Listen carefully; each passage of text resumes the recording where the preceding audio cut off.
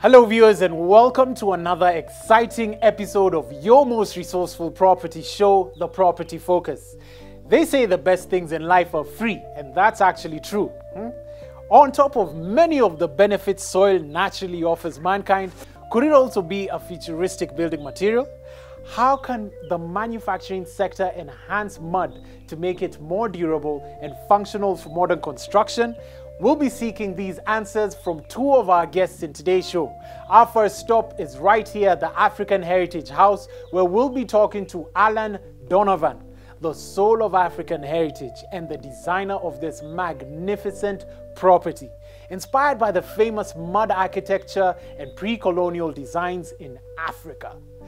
After this, we'll have a conversation with engineer Joseph Odhiambo, a services engineer from the Public Works, who will be demystifying the multiple roles that fall under services engineering in building projects. I'm talking about plumbing, electricals, and so much more. Our next stop will be Savannah Cement, actually not too far from here, where we'll be learning about cement as a building material with its production process and, of course, answering our questions about regeneration of soil for modern and future building technologies. Only on Property Focus, your window into the world of architecture, building construction, and real estate. Make yourself comfortable, get yourself a cup of tea, and enjoy the show. I'm your host, Peter Ngigi.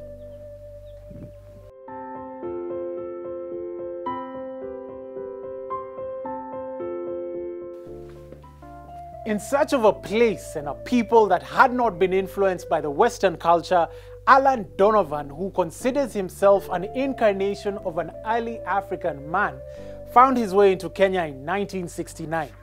His love for African culture and art led him to a journey across Africa, meeting artists, collecting objects, and consequently establishing the African Heritage Art Gallery in 1972. He'd later study mud architecture and design the breathtaking African Heritage House, which he'll be telling us about today. Come with me, let's hear what he has to say.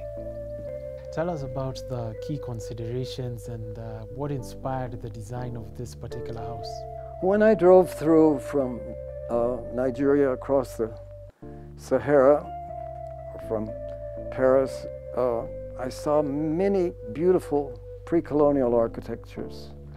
The mud mosques in Ghana, as well as in Mali, the biggest mosque and the biggest building made of mud in Djenné in Mali. And I was staggered by the beauty of these architectures. And so I thought at that time I would build a house based on the mud architecture of Africa, because a lot of it had been washed away, and today there's very little left because nobody's replaced it and it's washed away. So that's why I call it the lost architecture of Africa.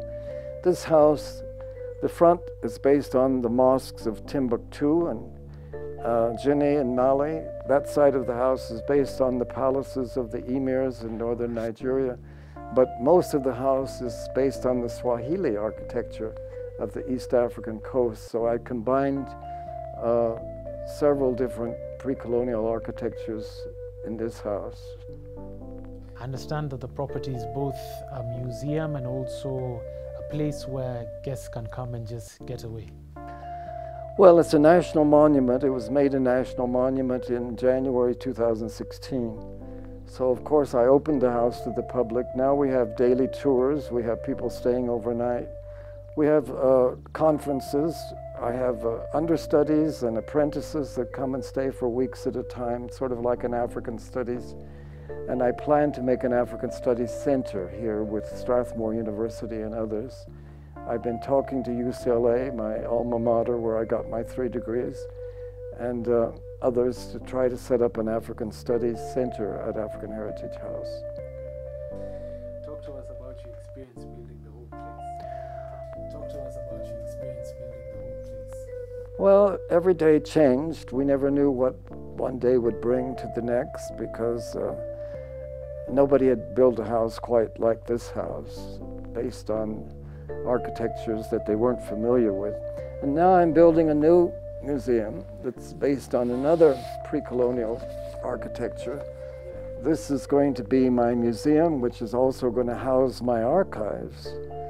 The Archives of African Heritage is my legacy, and I'm combining it with the legacy of African ceremonies. That's Angela Fisher and Carol Beckwith, who've been my associates in African Heritage since 1972. So the three of us have worked night and day preserving, protecting African heritage. They've produced 17 books. This is their latest book, the double volume African Twilight, of which I've made a movie. I've shown her all around the world. I hope you show it on InTV. And it's never been shown in Kenya, as far as I know, but I've shown it in Mexico, Brazil, London, Germany, America, Paris.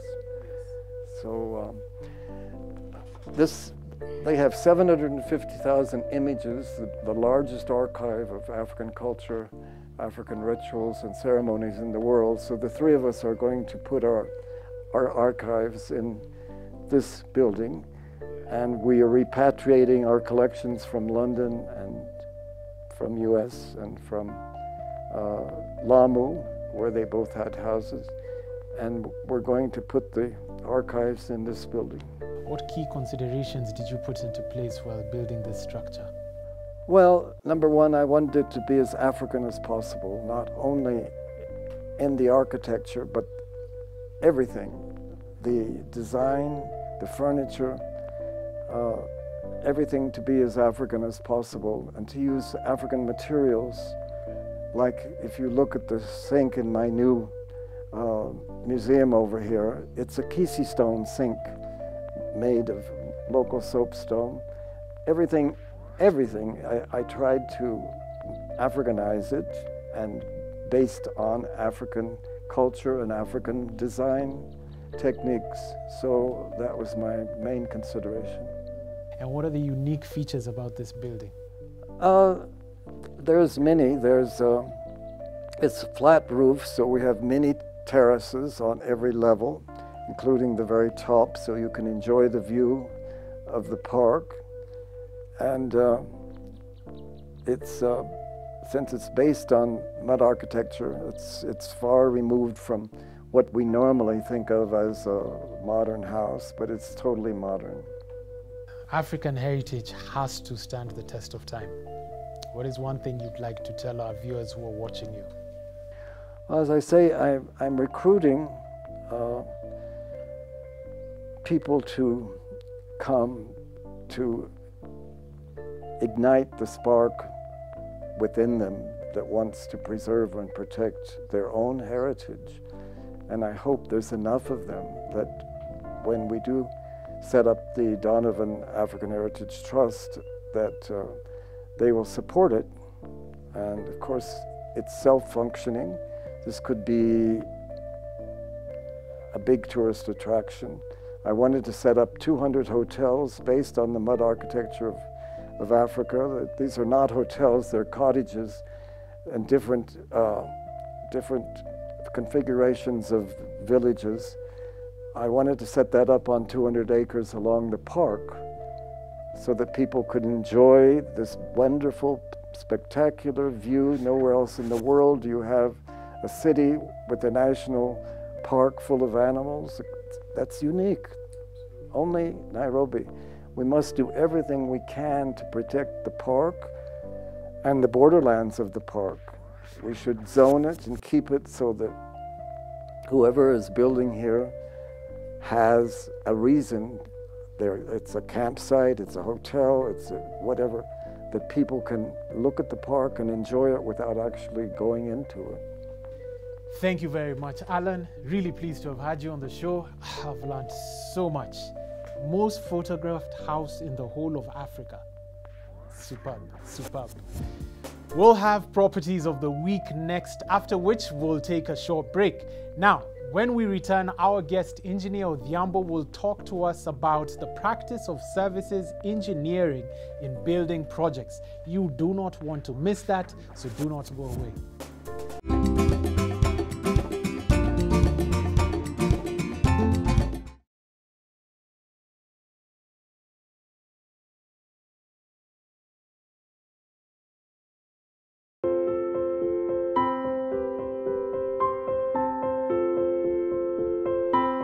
And welcome back. You're watching Property Focus, and as I had briefed you earlier, I'm about to chat with engineer Odhiambo, who's about to unravel the plumbing, electrical, and other services that come with the services engineering profession.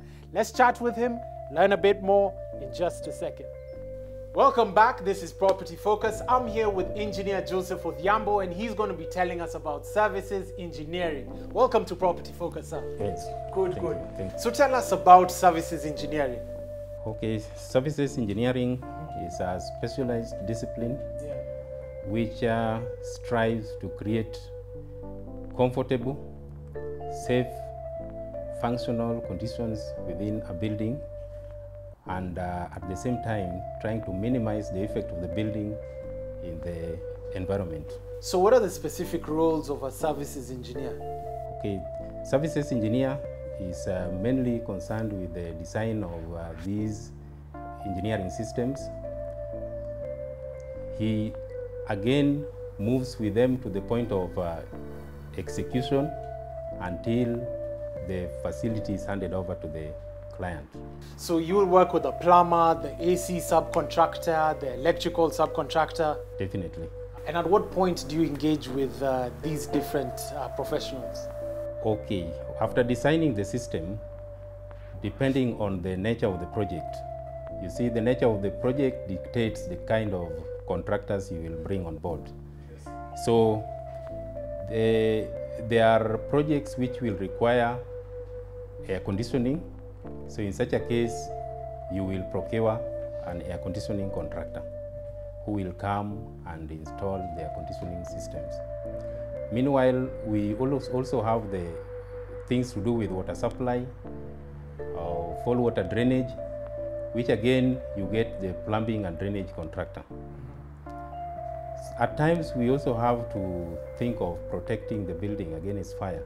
So fire safety, in such a case, we also have to get the contractors who are going to do the fire protection. So the nature of the project dictates the kind of subcontractors to bring on board. Okay. Yes. So speaking of the nature of the projects, does every project usually require a services engineer? Our services engineer is mandatory because he's the one who does the design. So the contractor comes to execute the design. Okay. Yes. Okay. What are the industry requirements for this profession?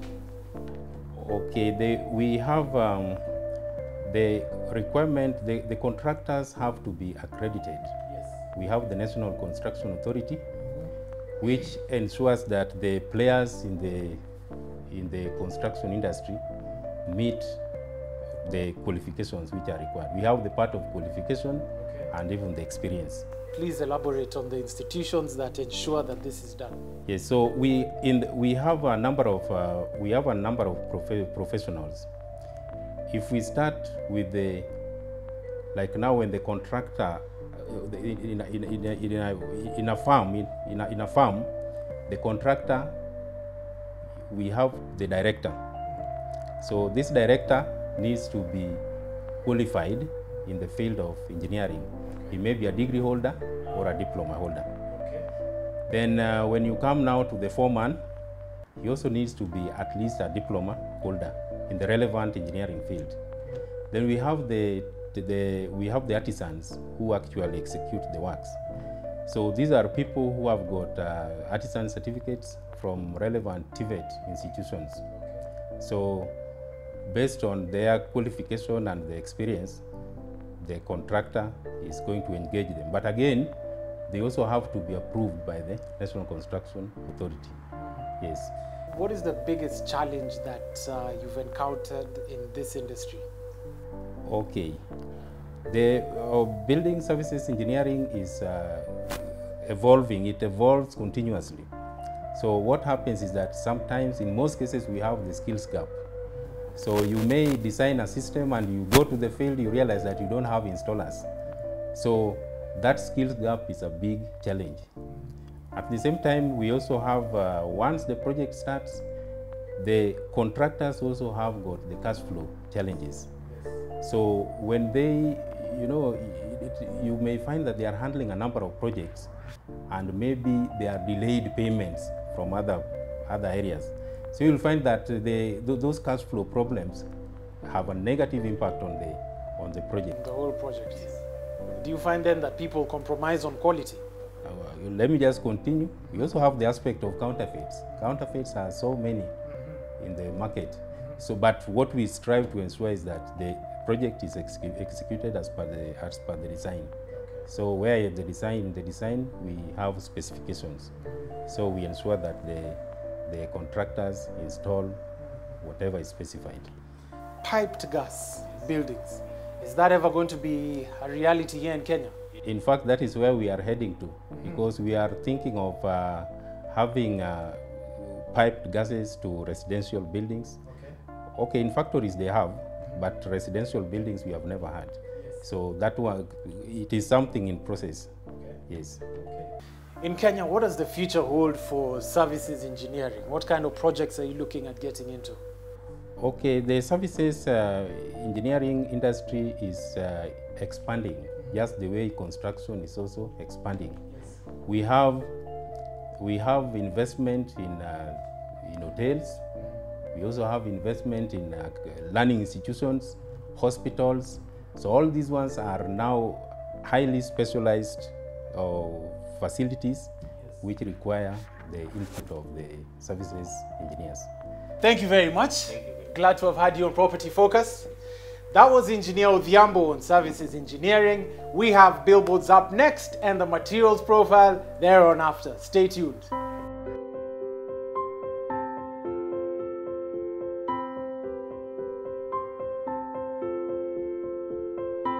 Banda Homes brings to you Hillsview Estate with 3-bedroom bungalows, master en suite in a gated community along Thika Road next to Mangu High School. These homes are on offer for just 3.5 million. For more information, call 0711 950 950. And we're here at Savannah Cement with the Quality Product and Development Manager, Onesmus. How are you doing, sir? Fine. Welcome to Property Focus. So tell us about the raw materials that you need to make this product. Basically, the raw materials that we use to make cements are clinker, clinker being one of the main raw material for the cement. Okay. We've got pozzolana, gypsum, and limestone. Okay. Yes. Tell us about the process. Well, the process of making cement, as I've mentioned, it entails the use of those 4 main materials that I've mentioned. But of importance to note is that clinker being the main raw material of cement, and it is made up of limestone, iron ore, and clay. Okay. This material is specifically made in a kiln, where those raw materials are mixed in equal proportions and subjected under very high temperature around 1650 degrees to produce clinker. Okay. Clinker is blended with gypsum, another raw material for cement, to make a cement type which we normally call as OPC, ordinary Portland cement. Okay. And then there is limestone and pozzolana Yes. as part of the raw materials that again makes up cement. So how many types of cement are there? We've got 2 types of cement that we do here. SEM 1 42.5, that is ordinary Portland cement, Okay. and SEM 4 32.5, which is Portland pozzolana cement. What are their uses and applications? Now, for ordinary Portland cement, SEM 1 is a unique product, Okay. a specialized product that is actually used in heavy construction projects Okay. like roads, Yes. railway lines, Yes. silos, and big structures. Okay. Pozzolana-based cement, which we are calling that 2.5, that is Portland pozzolana cement, is actually used for common structural works. I want good quality cement. How does one go about that? How do you know whether you have good quality cement? One of the main things to look into as a layman, if you open a bag of cement and you want to tell whether this cement is good or bad, Yes. the first thing to look at is the color of the cement. Okay. What Right? color should it Because be? basically cement is supposed to be grey in color. Yes. So if you open a bag of cement and what you are seeing there is something maybe blue, green or yellow, that is not a good cement. Okay. If you touch cement, it should be a finely ground material. Okay. So if you touch the cement and you feel it is coarse, Yes. again that might raise an issue. Probably there is contamination Yes. with maybe sand or soil or something else. Okay. If you mix cement with water Yes. and you form like a thick paste, Yes. and then you feel the smell of ordinary soil, Okay. that smell of mud, Yes. then that means that product is not good. Okay. Again, also in the application, Yes. since the cements are not denoted Yes. with respect to their strengths, Yes. If you are doing a 32.5 cement, Yes. you know that this is the strength that you are supposed to achieve maybe for 10 days, 7 days or 28 days. If you get anything less than that, again, it's a question of the cement might be good or bad. Yes. The other thing is about setting. Yes. If you mix cement with water, there is that recommended time that it should take before it hardens. Okay. If it takes maybe 1 day or 2 days, again, it raises questions on the quality. Okay. So those are some just of the few factors that you look into a good quality cement. I can see lots of huge structures over here and just machines buzzing everywhere. What are some of the trends that you guys put in place to ensure that you're still relevant in the market? As I've mentioned, in Savannah, we've put quality as our first priority. And one of the things that we are doing, being 7 years old in the market, and as you can see, we are actually coming up with another extra line to double our capacity. Okay. This means we are moving from 1.2 to 2.4 million tons. By the end of this month, we'll be rolling out our second line. Any new technologies? We are actually the first company in East Africa to introduce the roller press technology in our existing mill. Tell us about it. Now, a roller press is a pre-grinding unit where before the material gets into the mill, first it is pre-ground. And that means what? It is energy efficient, meaning the issues of energy consumptions are minimized. Yes. We are able to minimize the energy consumption, we are able to get finer products, and that is why we cannot compete when it comes to the matters of quality. Okay. Just to mention, Yes. as a result of high quality product that we've been able to make, we have supplied cement to SGR, Standard Gauge Railway, Wow. Karuma Dam in Uganda, Yes. other projects in Southern Sudan. So those are some just of the few projects that we've been able to do as a result of high quality products that we are making. Talking of other cementitious alternative materials that can be used for cement, what about soil? Thank you so much for that. One of the projects that we are doing here in Savannah, I'm currently actually leading that project, is try to see how we can use clay, right? Clay is actually just ordinary soil. We calcine this clay, mix it with limestone, and make what we call calcined clay cement. Okay. In fact, in April of 2019, the company sent me to Switzerland to go and study about calcined clay cements. Okay. And that is part of what I'm doing for my PhD. So you're saying in near future you'll have clay and soil used as a building material for projects such as concrete structures such as these? Okay, what we are saying is that we will actually use the clay, that is the ordinary soil, calcine it, and make what we call limestone calcined cements. Yes. And these are special types of the cement which will have similar properties as the Portland cement. Just to add on that, here in Savannah we've developed a product we call hydraulic road binder. Okay. Hydraulic road binder is a product which addresses the issue of road construction. Yes. It's a product that we have tailor-made to be used for stabilizing the road. Yes. So that when you are constructing the roads, Yes. you don't need to go in using a very high-end product like the OPC which I had mentioned. Okay. You can actually use the HRB first to stabilize the roads before now you go into doing now the real construction with the OPC. And there you have it, calcined clay being the future of cement products to reduce CO2 emissions. Thank you very much, Onesimus. Glad to have had you on the show. Good, good. Let's go have a look at some of the rest of the stuff. What an experience. Today's show was undoubtedly packed with lots of information. I hope you enjoyed our lineup as much as I did.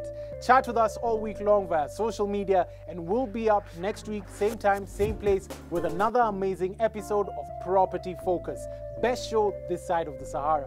I'm your host, Peter Ngigi.